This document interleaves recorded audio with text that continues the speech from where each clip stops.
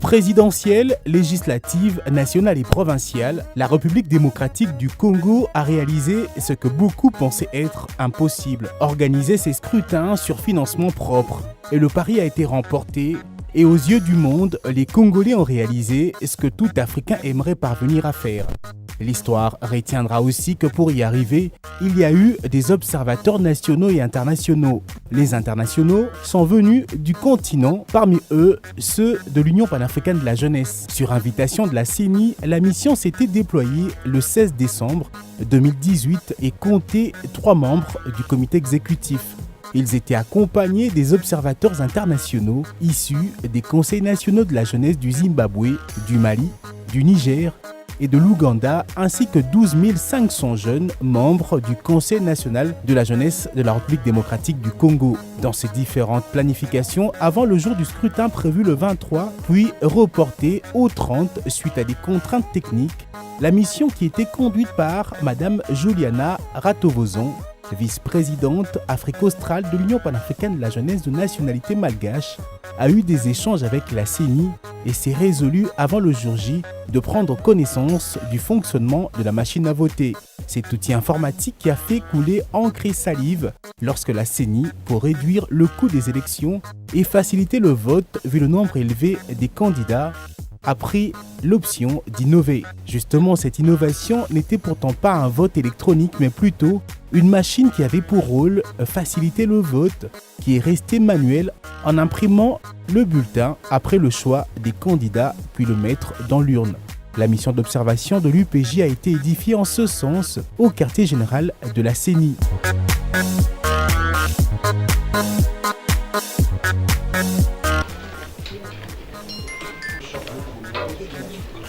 Voilà, bonjour à tous. Aux jours qui ont suivi, le premier contact avec la presse va avoir lieu au Fleuve Congo Hotel, où la mission avait établi son quartier général. À cet exercice de communication, il était question de briefer la presse locale et internationale sur la présence de la mission et de ses objectifs. Juliana Ratovozon, chef de la délégation, était assistée de Gen Mohamed, secrétaire général adjoint Afrique du Nord de l'UPJ, et Geoffrey Musumbi, observateur venu de l'Ouganda. L'Union panafricaine de la jeunesse annonce l'arrivée de sa mission d'observation électorale en République démocratique du Congo, conformément à la résolution 2250 des Nations Unies du 9 décembre 2015, qui encourage la jeunesse à participer à toute initiative ou processus de développement pour suivre de près et en toute impartialité le déroulement des élections présidentielles et législatives dans le pays. Conduite par la vice-présidente de l'UPJ, Mme Juliana Ratovozon, la mission d'observation électorale est composée des membres du comité exécutif de l'Union panafricaine de la jeunesse, des représentants des conseils nationaux de la jeunesse de 5 régions du continent, à savoir l'Afrique du Nord, l'Afrique centrale, l'Afrique de l'Est, l'Afrique de l'Ouest et l'Afrique australe, ainsi que la diaspora. La mission aura pour mandat l'observation indépendante, l'évaluation professionnelle et impartiale portant sur la transparence, l'intégrité, l'équité et la régularité des élections du 30 décembre 2018. Ce mandat est basé sur les dispositions de la Charte africaine de la démocratie, des élections et du gouvernance, adoptée en 2007 et entrée en vigueur en 2012, visant à améliorer les processus électoraux en Afrique, renforcer les institutions électorales et la conduite des élections équitables, libres et transparentes. On fait référence aussi à la déclaration de l'Union africaine sur les principes régissant les élections démocratiques en Afrique de 2002, les directives de l'Union africaine pour les missions d'observation et de suivi des élections de 2002 et d'autres instruments internationaux régissant l'observation des élections. Notre mission se base également sur le cadre juridique en vigueur pour l'organisation des élections présidentielles et législatives de la République démocratique du Congo. À l'issue du scrutin, la mission présentera ses conclusions préliminaires sur le déroulement de l'élection et formulera ses recommandations au cours d'une conférence de presse qui se tiendra le 2 janvier 2018. Le dimanche 30 décembre 2018, date historique pour les Congolais qui se sont rendus aux urnes pour élire un nouveau président de la République et leurs prochains députés nationaux et provinciaux. La mission d'observation de l'Union panafricaine de la jeunesse était bel et bien sur terrain. Les délégués venus du continent étaient dans la capitale, siège des institutions, accompagnés de quelques jeunes observateurs nationaux, membres du CNJ RDC, outre les autres déployés sur l'ensemble du territoire national, sur les 12 500 enregistrés par cette mission.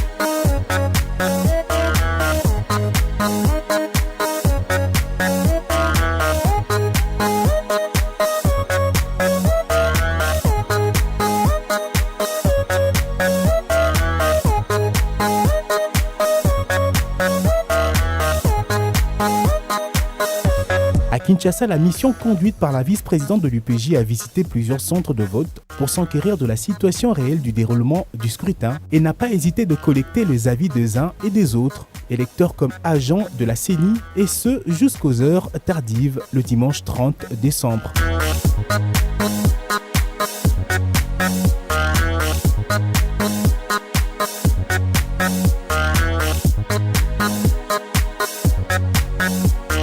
Le mercredi 2 janvier, après la collecte de données et la rédaction de son rapport, place était à une nouvelle communication face à la presse.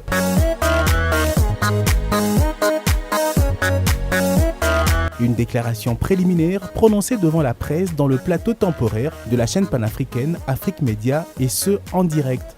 Je vous remercie, chers journalistes, d'avoir répondu à notre invitation et nous vous souhaitons en ce jour une bonne année.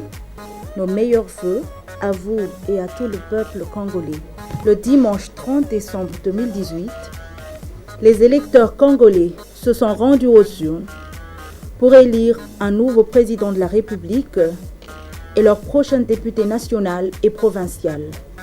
Sur base des informations publiées par la Commission électorale nationale indépendante, il y avait 21 candidats présidents de la République, 15 358 candidats députés nationaux et 19 643 candidats députés provinciaux.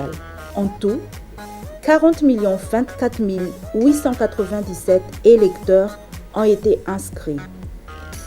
Répondant à l'invitation à la commission électorale nationale indépendante, la CENI, l'Union panafricaine de la jeunesse a déployé une mission d'observation électorale dont l'objectif était de faire une observation indépendante, l'évaluation professionnelle et impartiale portant sur la transparence, l'intégrité et l'équité afin de s'assurer que le processus électoral soit conforme aux lois de la République démocratique du Congo. Dans ce rapport de 8 pages, la mission a tout dit, et ce sans embâge. Dans le cadre de ces activités, la mission de l'Union panafricaine de la jeunesse a rencontré le secrétaire exécutif national de la CENI et les responsables de cette institution au niveau des démembrements ainsi que les observateurs internationaux, les observateurs nationaux et les électeurs. Cette déclaration est une évaluation du contexte électoral et basée sur les activités et interactions des observateurs de l'Union panafricaine de la jeunesse avec les parties prenantes du pays, ainsi que les rapports d'observation directs du déroulement du scrutin. La mission d'observation de l'UPJ va continuer à suivre l'évolution du processus électoral et un rapport exhaustif qui sanctionnera la fin de notre mission d'observation des élections générales de décembre 2018 dans l'RDC sera transmis à la Commission électorale nationale indépendante, la CENI, et publié sur le site de l'UPJ et ses réseaux sociaux. Constats et observations préliminaires. Contexte politique des élections. Les élections tenues le 30 décembre 2018 étaient initialement prévues le 23 décembre 2018. Elles ont été reportées pour des raisons techniques. La mission a noté les observations suivantes. Le rapport des élections dans 3 localités, celles de Beni, Butembo et Yumbi. Les élections dans ces circonscriptions feront l'objet d'un calendrier spécifique. La CENI justifie le rapport des élections à Beni, Butembo et Yumbi par la persistance de la maladie à virus Ebola, la menace terroriste, le déplacement massif de la population, la destruction de tous les matériels électoraux, le pillage et incendie des entrepôts et installation de l'antenne de la CENI. Dans ces localités, les élections seront organisées au mois de mars 2019. La mission a également noté les observations suivantes. Les altercations entre quelques partisans des candidats et les éléments de la police nationale. Un nombre important de candidatures. La localisation des bureaux de vote dans les écoles. Le stockage des réserves des machines à voter dans quelques centres, une forte présence des témoins des candidats et un déploiement des observateurs nationaux et internationaux.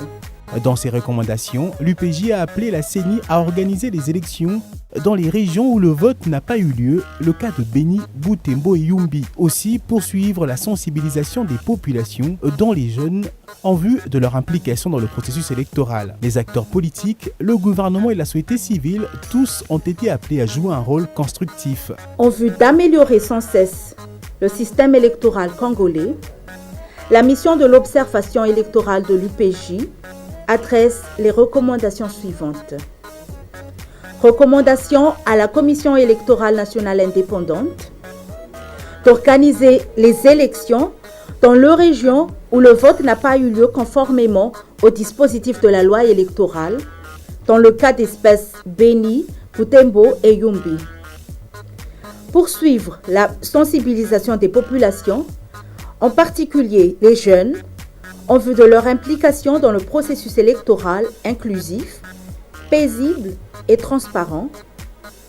Créer des conditions favorisant l'accès au bureau de vote des personnes âgées et celles vivant avec handicap et assurer une assistance aux personnes à mobilité réduite et aux personnes âgées.